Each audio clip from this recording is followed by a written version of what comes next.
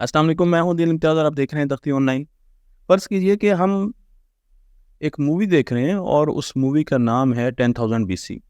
बहुत मशहूर मूवी है और इस मूवी में आपको कुछ चीज़ें हैरान करेंगी। मसलन यहाँ पर बहुत बड़े-बड़े जानवर दिखाए गए हैं और वाक़ई साइंस भी ये कहती है कि तकरीबन 12,000 साल पहले आज से जानवरों के साइज़ काफ़ी बड़े थे।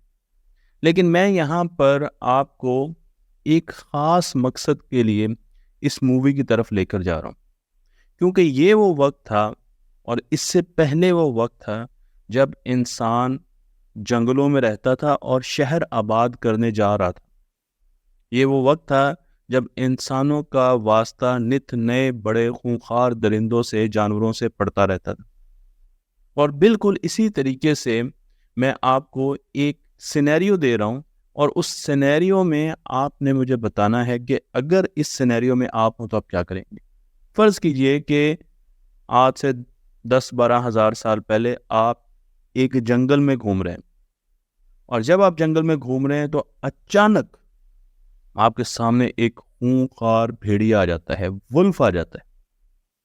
आपने वुल्फ को देखा, वुल्फ ने आपको देखा। अब आपने फौरन भागना है। तो अतराफ हैं जिस तरफ आप भाग सकते हैं। आपके पीछे एक तरफ को पहाड़ियां हैं और दूसरी तरफ एक तालाब है। अब मेरा आप सवाल ये है कि आप किस तरफ भागेंगे। जी जी बिल्कुल, आप सोचिए और मुझे जवाब दीजिए कि आप क्या पहाड़ियों की तरफ भागेंगे या आप तालाब की तरफ भागेंगे। कितनी देर आप सोचेंगे और सोचकर ये फैसला करेंगे। जब मैं स्ट्रेस मैनेजमेंट की वर्कशॉप्स करवाता हूं तो लोगों से अमूमन ये सवाल पूछता हूं। कुछ लोग कहते हैं कि हम तालाब की तरफ भागेंगे, कुछ लोग कहते हैं कि हम पहाड़ियों की तरफ भागेंगे। लेकिन अगला सवाल मेरा ये होता है कि क्या उस वक्त आप सोचने का, थिंकिंग करने का खतरा मोल ले सकते हैं। जी नहीं, बिल्कुल नहीं।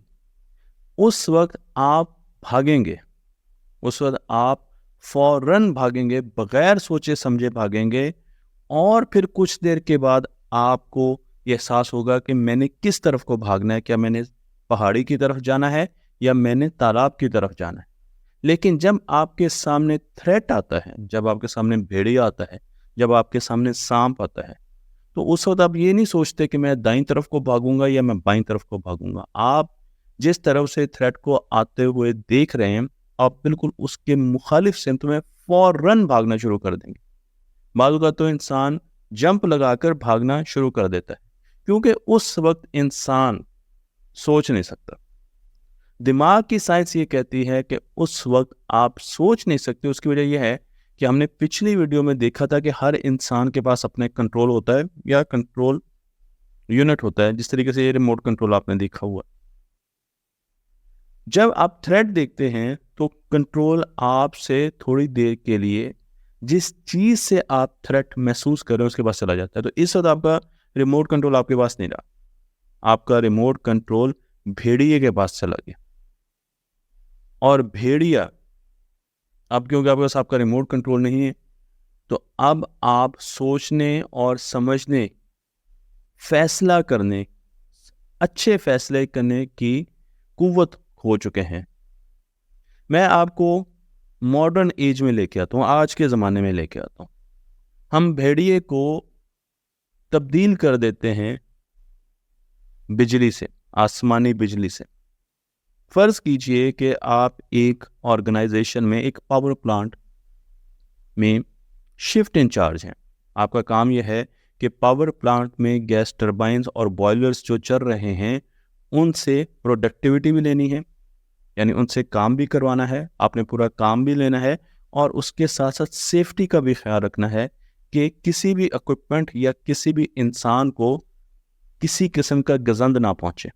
आप शिफ्ट में बैठे हुए हैं, बाहर बादल आए हुए हैं, हल्की हल्की बारिश हो रही है और थंडरस्टॉर्म भी है, आसमानी बिजली भी गिर रही। अचानक कंट्रोल रूम में तेज अलार्म बोलना शुरू कर देते हैं, बजना शुरू कर देते हैं अब फौरन आंखें उठाते हैं, देखते हैं कि क्या हुआ। तो पता चलता है कि एक बॉयलर में जो चूल्हे जल रहे थे, बर्नर्स थे, वो बुझ गए। आपके लिए ये एक बड़ी मुश्किल सिचुएशन है। आपने जल्दी से पूछा अपने बोर्डमैन से, अपने साथियों से कि क्या हुआ, तो उन्होंने कहा कि जी सर, बॉयलर के बर्नर्स बंद हो गए। अब हर बर्नर पर या अमूमन एक बॉयलर में कम से कम 2 ऐसे सेंसर्स लगे होते हैं जो उन चूल्हों को जलते हुए देख रहे होते हैं, उनकी आग को, उसकी इंटेंसिटी को मेयर कर रहे होते हैं। वो दोनों सेंसर या वो चारों सेंसर्स आपको ये बता रहे हैं कि सारे चूल्हे बंद हो गए। ये बॉयलर 100 केजी के प्रेशर, उससे ज़्यादा प्रेशर होता है बॉयलर का। जो स्टीम का प्रेशर है वो 100 केजी से ज़्यादा है। Temperature 350 degree centigrade, 400 degree centigrade है। तो प्रेशर वेसल है जिसका टेम्परेचर बहुत ज़्यादा है। आम लोगों के लिए मैं बता दूं कि ये एक बम है, और उसके अंदर जो आपको इंडिकेशन आ रही थी वो बंद हो गई। अब आप क्या करेंगे? बिल्कुल ऐसे ही है जैसे आपको भेड़िया नजर आया। याद है वो जो मैंने आपको भेड़िए वाली मिसाल दी थी? ये मॉडर्न भेड़िया, ये वो हालात हैं जो आपको एकदम स्ट्रेस में लाते हैं, जो आपको एम्पावर्ड कर देते हैं, कि आपको जो ओवरवेल्म कर देते हैं। और अब आपने डिसीजन लेना है। अब आप एक डिसीजन तो ये ले सकते हैं कि जी फौरन बंद कर दिया जाए सब कुछ, और दूसरा डिसीजन आप ये ले सकते हैं कि आप बोर्डमैन को कहें कि मुझे बाकी पैरामीटर्स बताएं कि क्या प्रेशर नॉर्मल है, टेम्परेचर नॉर्मल है, और उसके साथ आप ये सोचें कि बाहर बिजली, आसमानी बिजली गिर रही है, बारिश है, मौसम है। आसमानी बिजली गिरने से क्या होता है? वोल्टेजेस इंड्यूस होती हैं ज़मीन में। आपके जितने भी सिस्टम लगे होते हैं वो ग्राउंडेड होते हैं। फैक्ट्री में जितने भी सिस्टम्स लगे होते हैं वो ज़मीन के साथ ग्राउंडेड होते हैं।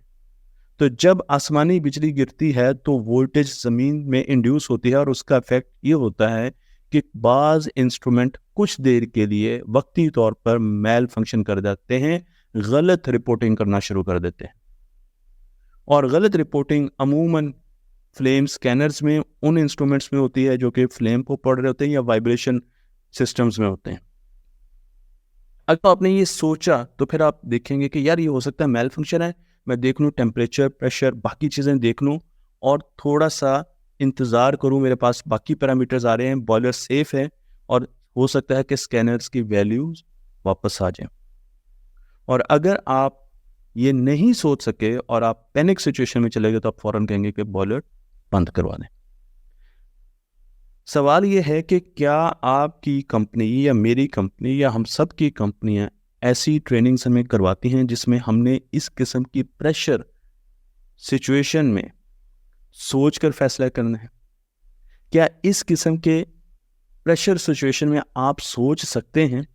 क्या ये बायोलॉजिकली पॉसिबल है कि आप सोच सकें? पॉसिबल तो है, लेकिन हम सोचते नहीं हैं, क्योंकि हमारी बायोलॉजी हमें किसी और सिस्टम के हवाले कर रही होती है, जो कि अब मैं आपको बताने जा रहा हूँ। आपको मालूम होना चाहिए कि किसी भी प्रेशर सिचुएशन में, स्ट्रेस रिलेटेड सिचुएशन में, आपके दिमाग के अंदर क्या हो रहा है।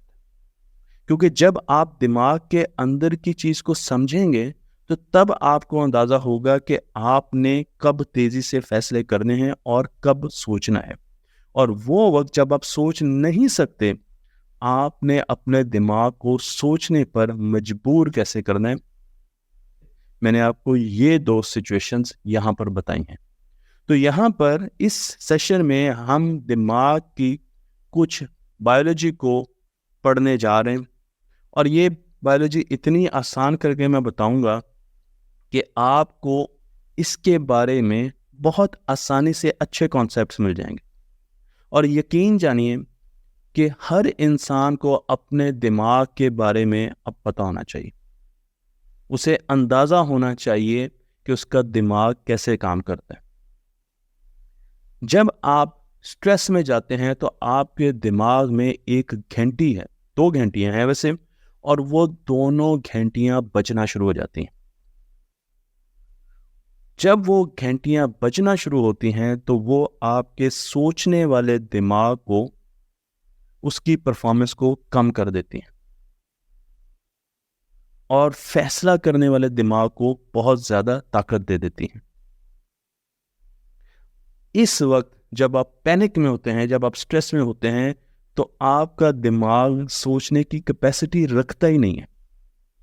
हत्ता कि बहुत से गलत फैसले इस वक्त किए जाते हैं क्योंकि इस वक्त आपके पास फैसला साजी होती है।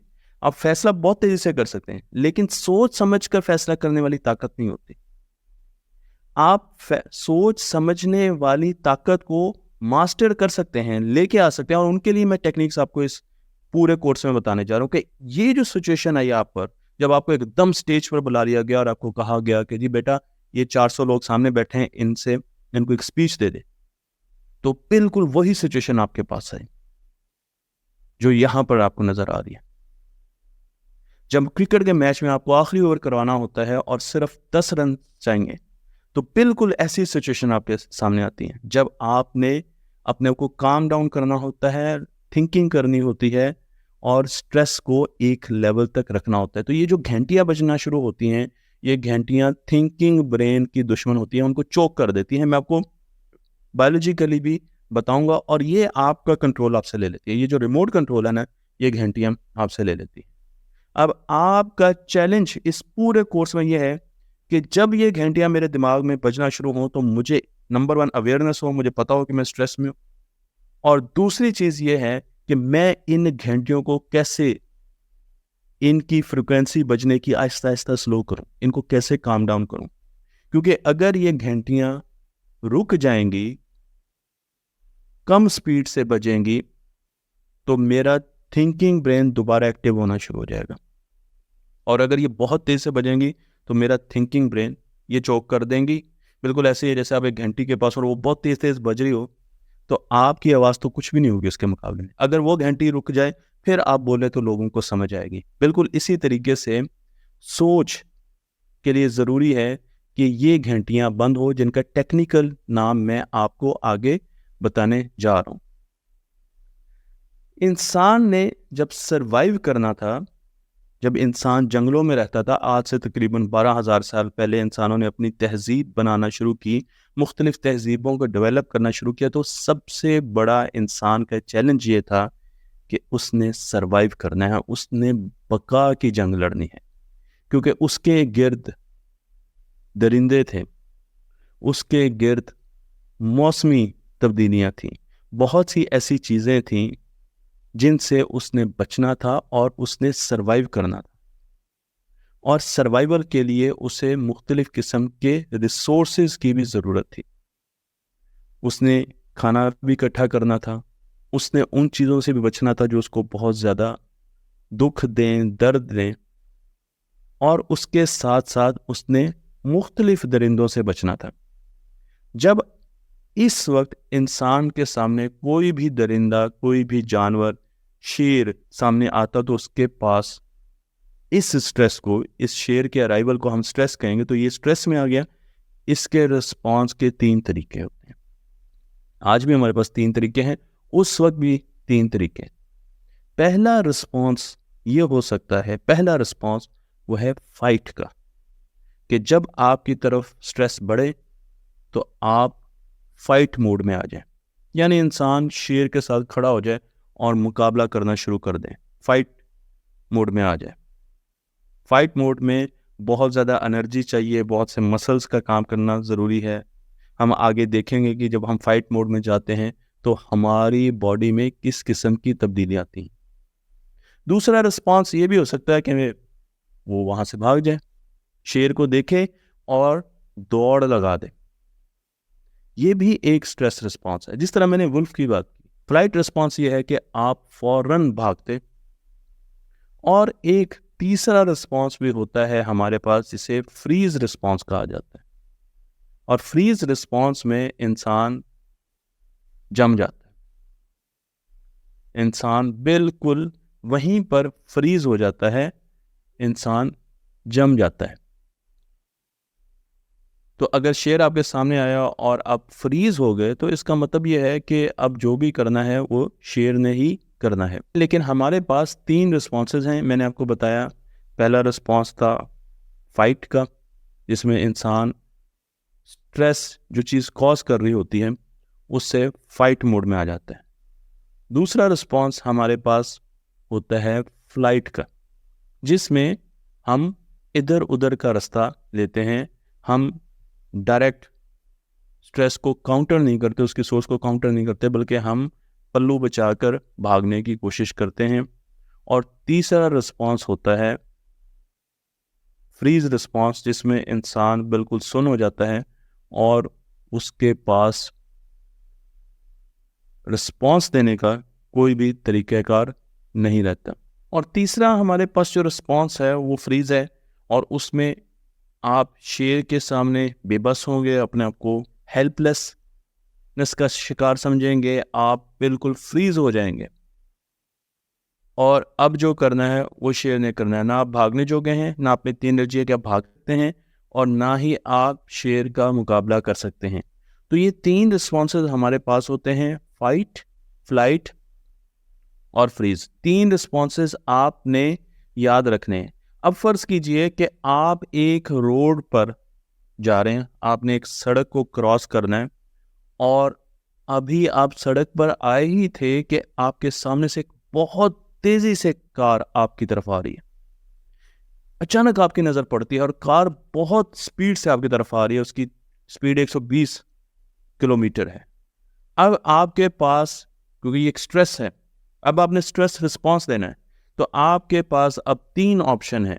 पहला ऑप्शन ये है कि आप फाइट रिस्पॉन्स दें, और फाइट रिस्पॉन्स का मतलब ये है कि आप फौरन हाथ आगे इस तरह करें कि रुक जाओ, कार को आप रोकें कि भाई रुक जाओ।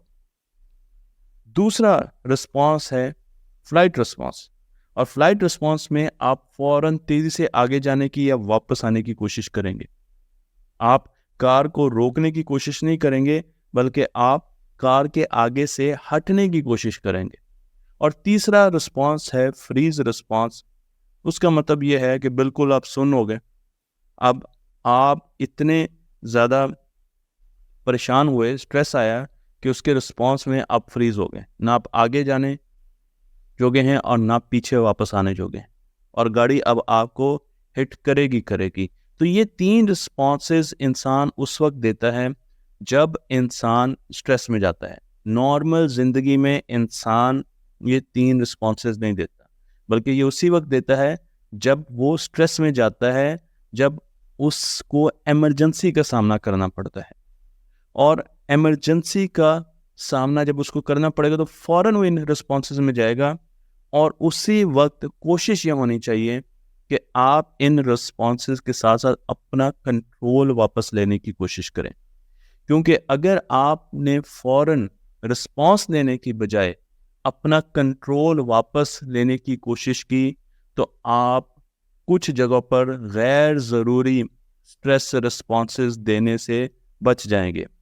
मसलन आपके बॉस आपकी तरफ आ रहे हैं और उन्होंने आपको सबके सामने, एक मजमे के सामने आपकी इंसल्ट करना शुरू कर दी, तो ये स्ट्रेस है। सोशल इंसल्ट तो इतनी बुरी चीज़ है, इस पर तो मैंने जितनी रिसर्च देखी है उसमें बताया जाता है कि ये इतनी ही ख़तरनाक है जितनी आप एक बंदे को मुक्के मारें या उसकी पिटाई कर दें।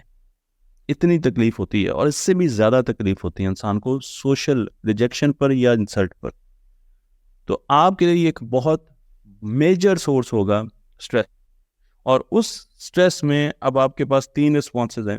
या तो आप अपने बॉस के साथ फाइट करेंगे, आप भी सामने से बात करना शुरू कर देंगे, बिल्कुल वैसे रिस्पॉन्स देना शुरू कर देंगे, या आप वहाँ से भागने की कोशिश करेंगे, खिसक जाएंगे, आगे पीछे हो जाएंगे, या आप बिल्कुल फ्रीज हो जाएंगे और जो वो कहते जा रहे हैं वो आप सुनते जाएंगे। ये 3 रिस्पॉन्सेज हैं जो कि आपके दिमाग में बिल्ट इन है, और इसी रिस्पॉन्सेज के साथ हमने सरवाइव किया है। तो क्योंकि हमने इन रिस्पॉन्सेज के साथ सरवाइव किया है, मुख्तलिफ़ किस्म के थ्रेट्स के साथ, जंगलों में दरिंदों के साथ, भूख के साथ, बदलते हुए मौसमों के साथ, इसलिए हमें ये रिस्पॉन्स आते हैं। तो अब एक छोटी सी एक्सरसाइज है, और वो एक्सरसाइज आपको ये बताएगी कि आपके स्ट्रेसर्स क्या हैं। सबसे पहले आपको ये पता होना चाहिए कि कौन सी ऐसी चीज़ है, कौन से ऐसे बिहेवियर्स हैं आपके या दूसरों के, जो कि आपको स्ट्रेस में लेकर आते हैं। तो आप एक कागज़ और पेंसिल निकालिए और लिखिए कि मैं कब स्ट्रेस में आता हूँ। जब मुझे लोगों के सामने इंसल्ट किया जाता है, मे बी मैं तब स्ट्रेस में आता हूँ। जब मेरी वीडियोज़ लोग कम देखते हों, मे बी मैं तब स्ट्रेस में आता हूँ। जब कमेंट्स में लोग बहुत ज़्यादा बुरे अल्काबात देते हैं, तब मैं स्ट्रेस में आता हूँ। तो हर बंदे के अपने मुख्तलिफ स्ट्रेसर्स हो सकते हैं, और उसे पता होना चाहिए कि ये मेरा स्ट्रेसर है। क्योंकि जब वो सिचुएशन फेस करे, तो अब उसको ये पता होगा कि वो स्ट्रेस में है, तो वो स्ट्रेस रिस्पॉन्स को बेहतर करने की कोशिश करेगा। अगर उसको मालूम ही नहीं है कि वो स्ट्रेस में है और उसे स्ट्रेस रिस्पॉन्स देना है, तो वो जो रिस्पॉन्स होगा वो इतना स्पॉन्टेनियस होगा, वो इतना शदीद होगा कि बाद में उसको, हमें बाद में दुःख होता है कि उफ़! काश मैं ये ना कहता, उफ़! काश मैं ये वहाँ पर इस किस्म की लड़ाई ना करता। ये सारे के सारे अफ़सोस हमें बाद में होते हैं। तो आपने एक कागज़ लेना है और उस पर वो सारी चीज़ें लिखनी है जो कि आपको स्ट्रेस देती हैं। कम से कम 5 चीज़ें आपने ज़रूर लिखनी हैं, और फिर उनके साथ हम मुख्तलिफ़ एक्टिविटीज़ जोड़ेंगे, ताकि जब आप उस सिचुएशन में जाएँ, तो आप अपने आप को काम डाउन कर सकें। इंसान का दिमाग 2 किस्म के सेल से मिलकर बनता है। एक सेल की किस्म को हम न्यूरॉन्स कहते हैं। न्यूरॉन्स भी बहुत मुख्तलिफ किस्म के होते हैं, लेकिन जेनेरिक अगर हम बड़ी टर्म में बात करें तो न्यूरॉन्स होते हैं, और दूसरे ग्लियल सेल्स होते हैं जो कि मेंटेनेंस के लिए, दिमाग की सफाई के लिए, सुथराई के लिए, उसकी मेंटेनेंस के लिए ज़्यादा इस्तेमाल होते हैं। जितनी ज़्यादा सिग्नलिंग होती है दिमाग की प्रोसेसिंग की, वो न्यूरॉन्स के थ्रू होती है। हमारे दिमाग में 83 बिलियन, 80 बिलियन, 100 बिलियन मुख्तलिफ वैल्यूज़ आती हैं रिसर्च पेपर्स में, इतने न्यूरॉन्स मौजूद हैं। एक न्यूरॉन की शक्ल मैं आपको यहाँ पर दिखा रहा हूँ। इसके बीच में जो आपको पीला अंडा नज़र आ रहा है, ये इसका न्यूक्लियस है। इसकी जो दुम है, उसे एक्सॉन कहा जाता है, जिस पर सिग्नल ट्रैवल करता है। और ये अपनी ब्रांचेज़ के साथ दूसरे न्यूरॉन्स के साथ कनेक्शन बनाता है, मिलता है। तो जब 2 न्यूरॉन्स मिलते हैं, तो इंसान कोई नई चीज़ सीखता है। मैं आपको यहाँ पर कुछ वीडियोस भी दिखाऊँगा जो कि आपने पहले भी देखी होंगी, जो कि ब्रेन से रिलेटेड हैं, और हमें बताती हैं कि न्यूरॉन्स ब्रेन में किस तरीके से काम करते हैं। तो आप देख सकते हैं कि किस तरीके से सिग्नलिंग होती है, और एक जाल बिछा होता है दिमाग में न्यूरॉन्स का, और इनके बीच में मुख्तलिफ किस्म के सिग्नल एक जगह से दूसरी जगह जा रहे होते हैं। बिल्कुल इसी तरीके से मैं आपको यहाँ पर दिखा रहा हूँ, तो आप देख रहे हैं कि किस तरीके से एक्सॉन पर जो शाहराहें हैं, उन पर सिग्नल्स आते हैं, और वो फिर आगे की तरफ ट्रैवल करते हैं, और इस तरीके से हमारा दिमाग काम करता है। हमारे दिमाग को अगर बहुत सिंप्लीफाई करके देखा जाए, बहुत सिंपल, आसान करके देखा जाए, तो उसके 3 हिस्से हैं। ये हिस्से आपने याद रखने हैं। ये आपको हर जगह पर मेरे कोर्सेज़ में नज़र आएँगे। मैं चाहे लीडरशिप का कोर्स कराऊँगा, चाहे मैं आपको न्यूरो मार्केटिंग का कोर्स करवाऊँगा, चाहे मैं टीचिंग का कोर्स करवाऊँगा, लर्निंग का कोर्स करवाऊँगा, पेरेंटिंग का कोर्स करवाऊँगा, न्यूरोप्लास्टिसिटी का कोर्स कराऊँगा। उनमें ये जो बेसिक चीज़ है, ये मालूम होनी चाहिए कि हमारे दिमाग के 3 हिस्से हैं। जो सबसे पहला हिस्सा डेवलप होता है इंसान का, उसे reptilian brain, old brain, primal brain कहते हैं, जो कि रेड कलर से यहाँ पे शो हो रहा है। और इस हिस्से में डिसीजन मेकिंग बड़ी तेज होती है। सबसे ज़्यादा फास्ट डिसीजन ये दिमाग करता है। तो जब ये दिमाग आप पर हावी होता है, तो आप बहुत तेज़ी से डिसीजंस करते हैं। उसके बाद जो दूसरा दिमाग का हिस्सा है बीच का, जिसको हमने यहाँ पर माल्टे रंग से, ऑरेंज रंग से शो किया है, उसे लिम्बिक ब्रेन कहा जाता है, जो कि सोशल और इमोशनल बिहेवियर्स के साथ कनेक्टेड होता है। इसको हम आगे भी डिटेल में देखेंगे।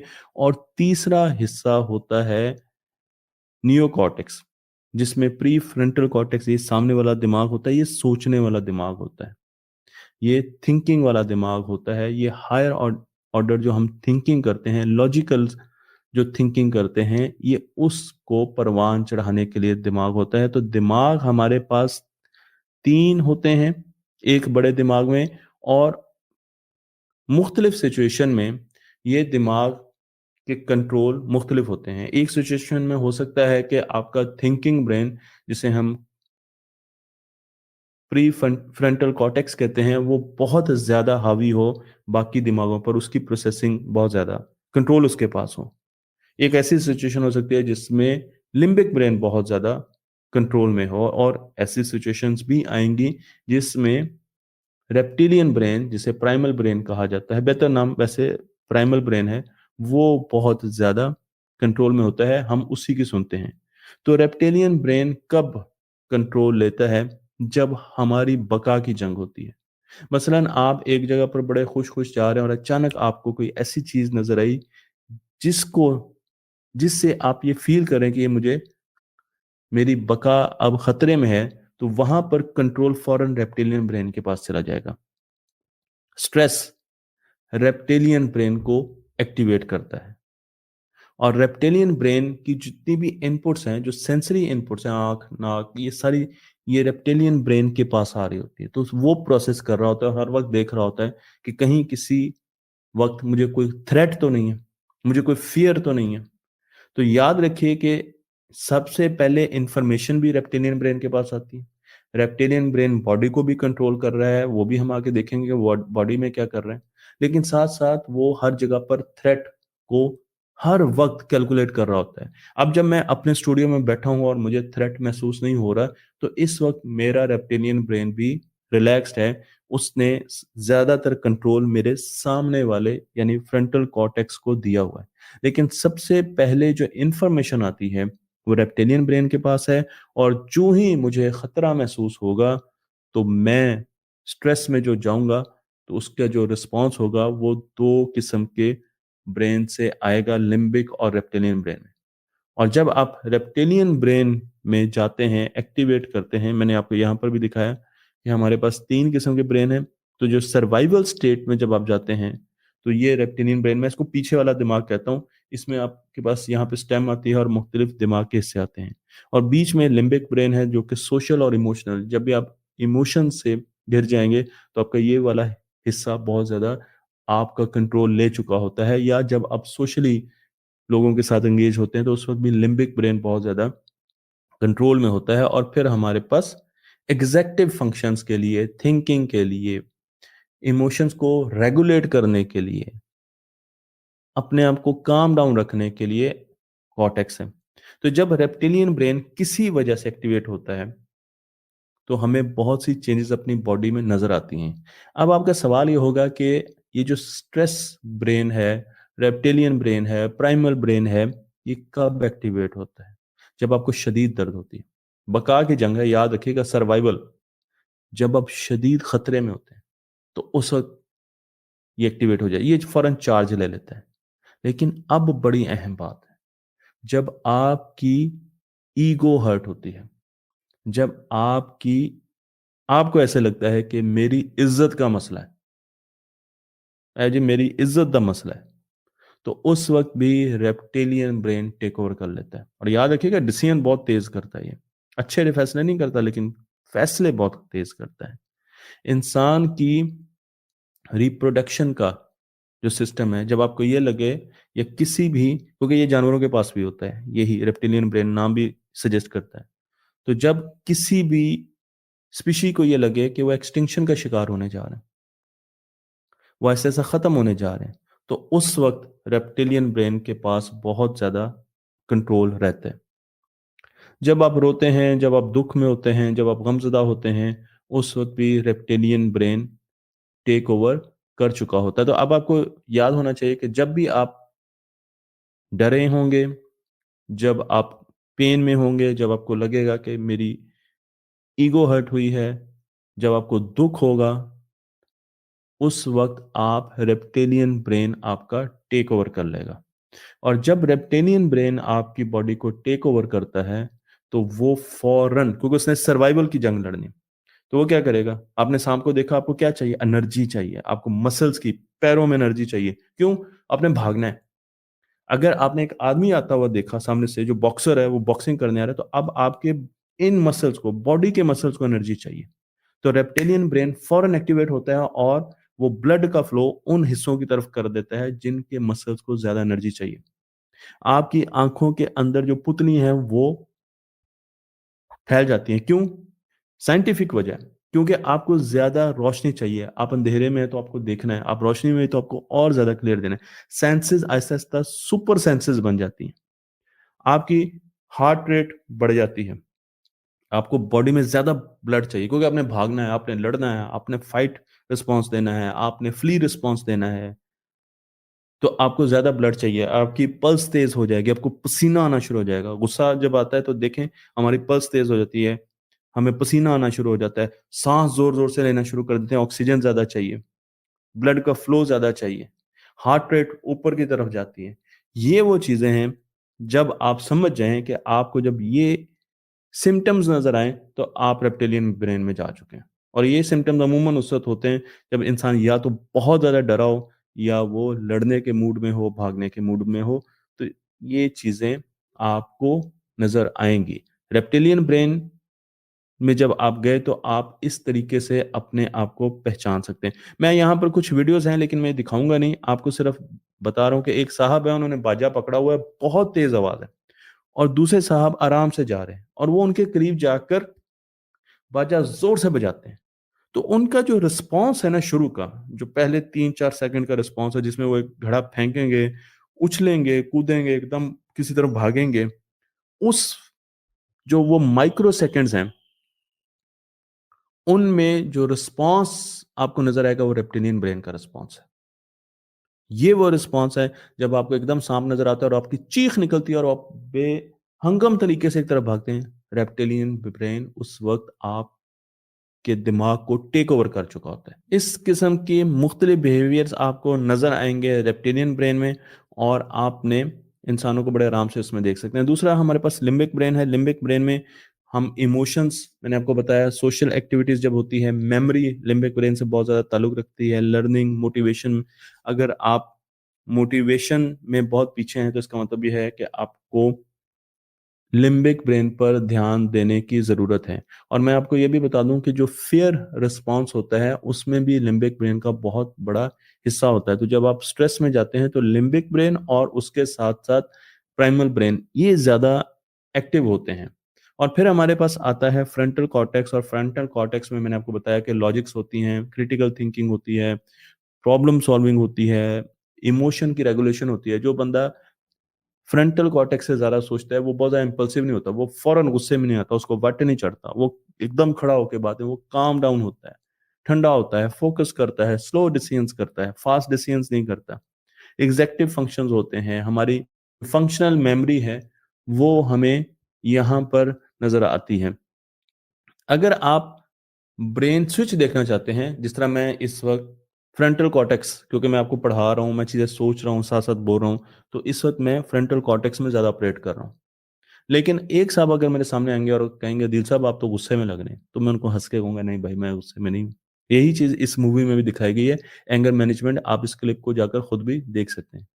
लेकिन उसके साथ एक दूसरा आदमी आया और वो कहे, "यार आप गुस्से में हैं, ज़रा थोड़ा-सा अपने आप को ठंडा करें," तो मैं कहूँगा, "भाई मैं कहाँ पर गुस्से पे हूँ?" फिर एक तीसरा आदमी आके कहेगा, "क्या दिल साहब क्या हुआ? आपका तो मुँह लाल हुआ हुआ है।" तो अब क्या होगा आहिस्ता-आहिस्ता मुझे गुस्सा आना शुरू हो जाएगा। तो मैं फ़ील करूँगा, थ्रेटन्ड फ़ील करूँगा और मेरा कंट्रोल मेरे सामने वाले दिमाग से आहिस्ता-आहिस्ता मेरे पीछे वाले दिमागों के पास जाना शुरू हो जाएगा। वो घंटी आहिस्ता-आहिस्ता तेज़ होना शुरू हो जाएगी और मैं स्ट्रेस की तरफ जाऊँगा। अब स्ट्रेस में जब मैं जाऊँगा तो मेरा रिस्पॉन्स होगा या तो मैं उनसे लड़ूँगा, गुस्से में आ जाऊँगा वाक़ई और उनको कहूँगा कि भई आप क्यों बार-बार कह रहे हैं कि मैं गुस्से में हूँ? या मैं वहाँ से उठ के चला जाऊँगा, ठीक है? पानी पी लूँगा कि मैं गुस्से में नहीं हूँ। और या फिर मैं चुप करके वहीं पर बैठ जाऊँगा। तो इस तरीके से हमारा दिमाग जो है वो या तो बहुत तेज़ी से स्विच करता है, जिस तरह मैंने आपको बताया और हमारा दिमाग आराम से भी स्विच करता है। तो ये एक मॉडल है ब्रेन का मॉडल समझना बहुत ज़्यादा ज़रूरी है क्योंकि आपने ज़िंदगी में आगे जितनी भी चीज़ें पढ़नी हैं वो इस मॉडल से ताल्लुक़ रखती हैं। फ़िज़िकल प्रोटेक्शन के लिए प्राइमल ब्रेन होता है, सोशल प्रोटेक्शन के लिए लिम्बिक ब्रेन होता है जो कि यहाँ पर आपको दिखाया गया है और फिर हम लर्निंग जो करते हैं वो कॉर्टेक्स में करते हैं। इन 3 छोटे दिमागों के साथ हम रहते हैं। अब मेरा आपसे सवाल ये है कि जब आप एक किताब पढ़ रहे हैं तो आप किस ब्रेन में ज़्यादा हैं? किस ब्रेन के पास दिमाग का कंट्रोल ज़्यादा है? जी हाँ, कॉर्टेक्स के पास फ्रंटल कॉर्टेक्स के पास, क्योंकि आप थिंकिंग कर रहे हैं, इमेजिनेशन कर रहे हैं, सोच रहे हैं, पढ़ रहे हैं।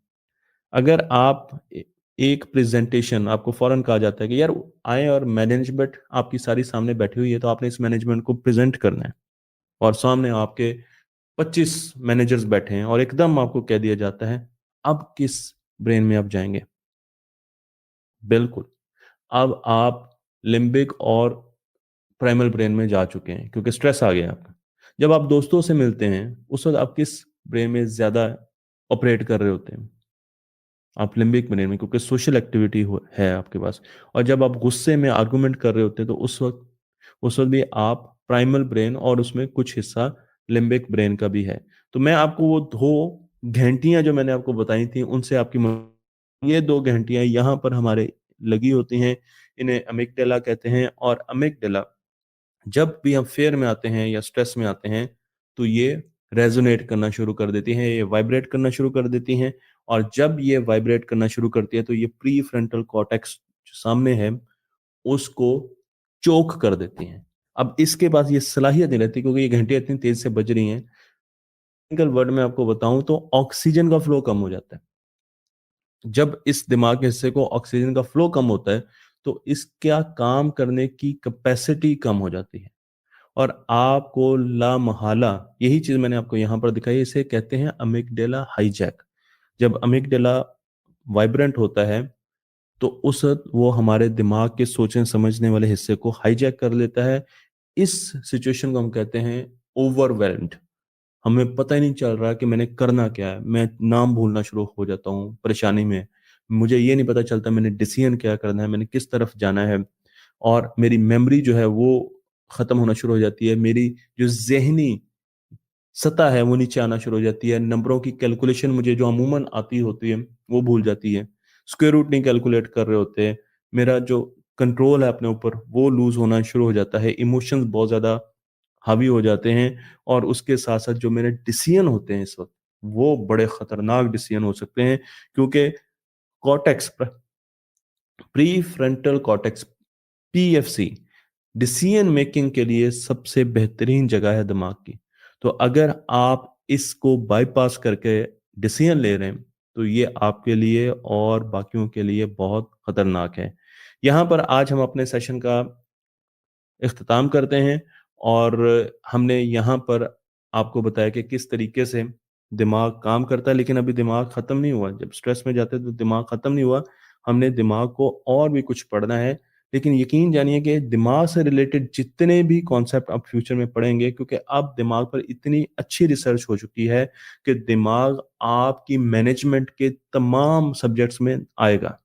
तो लीडरशिप न्यूरो लीडरशिप बन जाएगी, decision making neuro decision making बन जाएगी, और critical thinking neuro critical thinking बन जाएगी। तो हर चीज में आपको दिमाग के बारे में पता होना चाहिए। इसलिए मैं चाहता हूं कि हम सब एक मर्तबा अच्छे तरीके से ये चीजें पढ़ लें, ताकि जब हम आज की साइंस पढ़ेंगे, आज की सोशल साइंस भी पढ़ेंगे, तो उसमें भी हमें इन चीजों के बारे में पता होना चाहिए।